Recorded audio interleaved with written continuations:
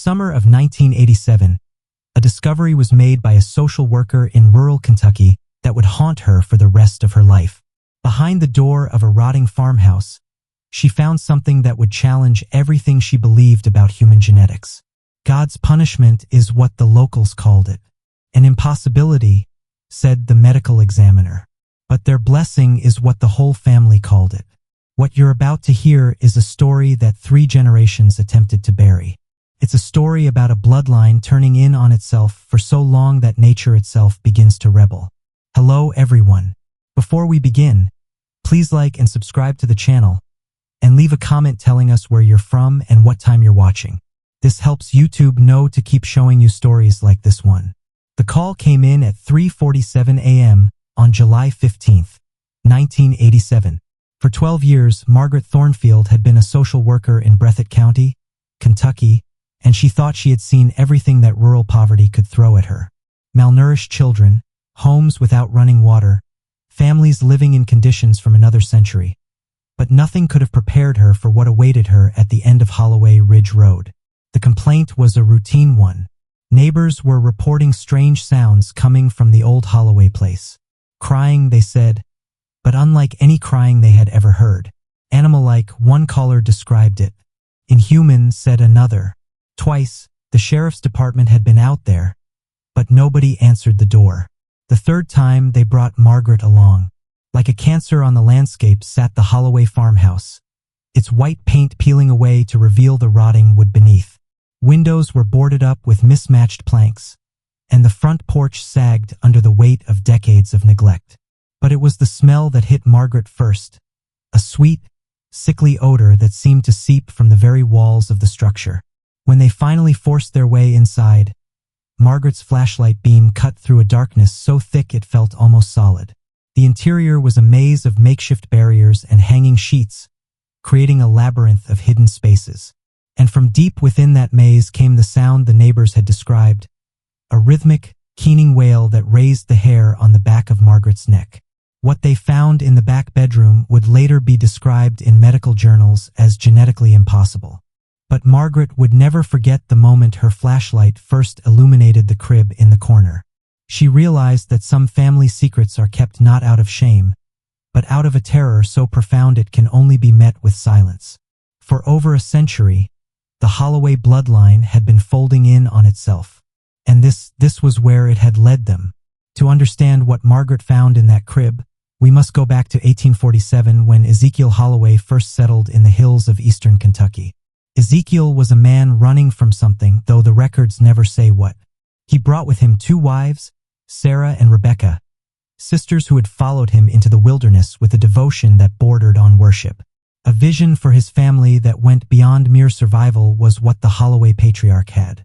He believed bloodlines were sacred, that mixing with outsiders would dilute what he called the pure essence of his lineage. In his personal journal, discovered decades later, Ezekiel wrote, "God has chosen us to remain untainted by the corruption of the world. Our blood shall remain our blood, and our children shall know the strength that comes from purity." What started as religious conviction quickly became rigid doctrine. Ezekiel's children married each other. Their children followed suit. By the 1870s, the Holloway family tree had become something more resembling a telephone pole, straight up and down, with branches that curved back into themselves like arthritic fingers. In the 3rd generation, the first signs of trouble appeared, children born with extra fingers, or sometimes missing them entirely. Mild intellectual disabilities that the family attributed to God's special blessing, deafness that ran through the bloodline like a genetic signature. But these were small prices to pay, the family believed, for maintaining their purity. For 35 years, they existed in a pocket of isolation so complete that the rest of the world simply forgot they were there. But the absence of documentation doesn't mean the absence of activity. If anything, those silent decades were when the Holloway bloodline reached its final terrible conclusion. During this period, the family structure collapsed entirely. Traditional relationships, parent, child, sibling, spouse, became meaningless categories in a clan where everyone was related to everyone else in multiple ways. The family tree had become so twisted that children were being born to parents who were simultaneously their cousins, aunts, uncles, and siblings. Genetic material that had been recycling through the same bloodline for over a century had created combinations that shouldn't have been possible. Sometimes, local hunters would catch glimpses of figures moving through the woods around the Holloway property. They described beings that walked upright but seemed to flow rather than step, with limbs that appeared to bend at impossible angles. Their faces, when glimpsed through the trees, were said to be arranged in ways that hurt to look at directly, features that seemed both too large and too small, positioned where features shouldn't be. Long since abandoned was agriculture by the family, surviving instead through means that remain unclear. Some speculated they had reverted to a more primitive existence, hunting and foraging like their distant ancestors. Others suggested something darker, that they had found ways to sustain themselves that didn't bear close examination. The occasional disappearance of livestock from neighboring farms added weight to these darker theories. During this time, the few remaining neighbors began to report strange phenomena. Electronic devices would malfunction when pointed toward the Holloway property. Photographs came out distorted, showing strange shadows and shapes that weren't visible to the naked eye. Radio broadcasts would be interrupted by sounds that seemed to come from no earthly source, a mixture of crying, laughing, and something that sounded almost like singing, but in frequencies that made listeners feel physically ill. By the 1980s, even the bravest locals had learned to avoid Holloway Ridge Road entirely. The mailman left mail at the base of the hill. Utility workers refused to service the area. The property had become a dead zone in the middle of Breathitt County, a place where civilization had simply given up trying to penetrate. If you're still watching, you're already braver than most. Tell us in the comments what you would have done if this was your bloodline. When Margaret Thornfield's flashlight finally illuminated that crib in 1987, she was looking at the culmination of 140 years of genetic isolation. The thing in the crib, and calling it a thing feels wrong, but calling it a child feels impossible, represented the absolute endpoint of the Holloway family's experiment in bloodline purity. 3 hours later, medical examiner Dr. Patricia Hensley was called to the scene. Her official report, which remained classified for decades, described an infant that challenged every assumption about human development. The skull was elongated beyond anything seen in medical literature, with bone formations that seemed to spiral inward on themselves. The limbs were arranged in patterns that defied anatomy, arms that branched like tree limbs with what appeared to be multiple joint systems operating simultaneously. But it was the eyes that haunted everyone who saw them. 7 eyes arranged in a pattern that seemed almost deliberate, each one tracking movement independently. They weren't the cloudy, unfocused eyes of a typical newborn. These eyes held an intelligence that was ancient and alien, as if something very old was looking out from behind them. The infant appeared to be aware of our presence in ways that should have been impossible, Dr. Hensley wrote in her private notes. It responded to stimuli that hadn't yet occurred, turning its head toward sounds before they were made, reaching for objects before they were visible. Most disturbing was its reaction to its parents. It seemed to recognize them not as individuals but as components of itself. The parents, if they could still be called that, were the last surviving members of the Holloway clan. Elijah and Sarah Holloway were themselves the product of generations of inbreeding, their features so distorted by genetic damage that determining their actual relationship to each other and to the infant became impossible. They existed in a state of devotion to their child that transcended normal parental love and entered the realm of religious worship. In the weeks following the discovery, geneticists from the University of Kentucky attempted to map the infant's DNA. They found a genetic code so twisted and recursive that it seemed to defy the basic laws of heredity.